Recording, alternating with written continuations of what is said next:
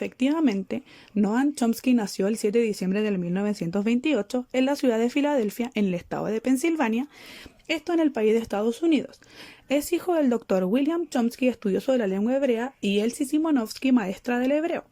Ambos eran inmigrantes judeo-ucranianos, lo que le da el origen de judío a Chomsky, que sin embargo, mantiene una religión llamada gnosticismo que se basa en cuestionar quién es Dios. Su cónyuge fue Carol Chats, quien murió el 20 de diciembre del 2008. Chomsky estudió filosofía, lingüística y también matemáticas en la Universidad de Pensilvania en el año 1945. Recibió su doctorado en 1955 después de llevar a cabo la mayor de sus investigaciones en la Universidad de Harvard. En 1998 recibió el doctorado honoris causa lingüística de la Universidad Rovira y Virgili. Recibió esta misma distinción por parte de la Universidad Nacional de Colombia en el 2002, de la Universidad de Chile de la Frontera en el 2006 y de la Universidad Nacional Autónoma de México en el 2010.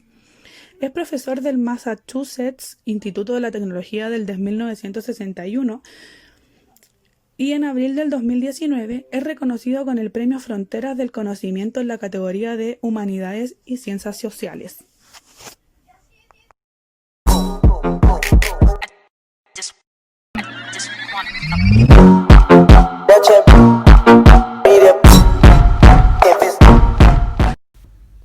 Noam es conocido por sus investigaciones psicológicas sobre el lenguaje, siendo así uno de los más grandes pensadores en la edad moderna.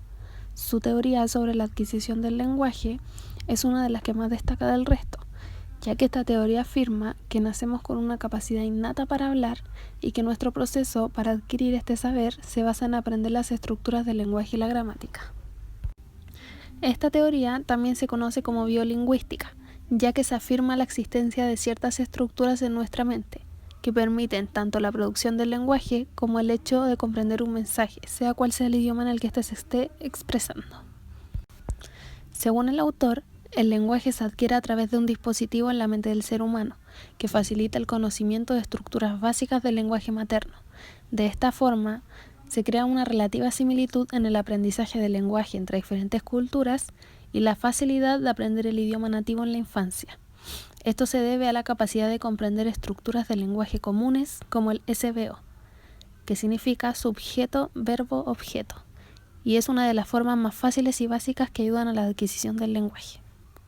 A continuación veremos en lo que se basa la teoría lingüística según la adquisición del lenguaje. 1. Solamente la especie humana puede aprender a comunicarse mediante el aprendizaje del lenguaje. 2. Imitar y repetir no son elementos que interfieran en la adquisición del lenguaje.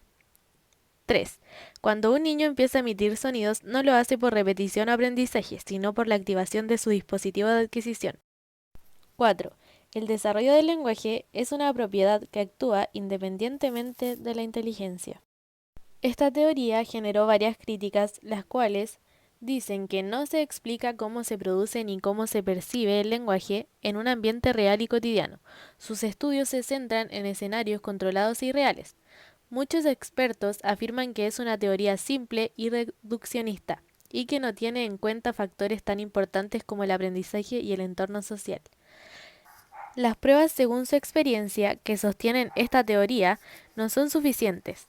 Las ideas de Chomsky y su teoría de la adquisición del lenguaje son de tono más bien abstracto, y aunque intentan explicar procesos tan importantes como la adquisición del lenguaje, necesitan más estudios que la validez. Noam tenía dos líneas de editoriales, las cuales eran ensayos políticos y estudios sobre la lingüística. Chomsky escribió varios libros y algunos de ellos son Estructura lógica de la lingüística, que fue lanzado en 1955. Luego tenemos Estructuras sintácticas, que fue lanzado en 1957. Y también Aspectos de la teoría de la sintaxis, que fue lanzado en 1965.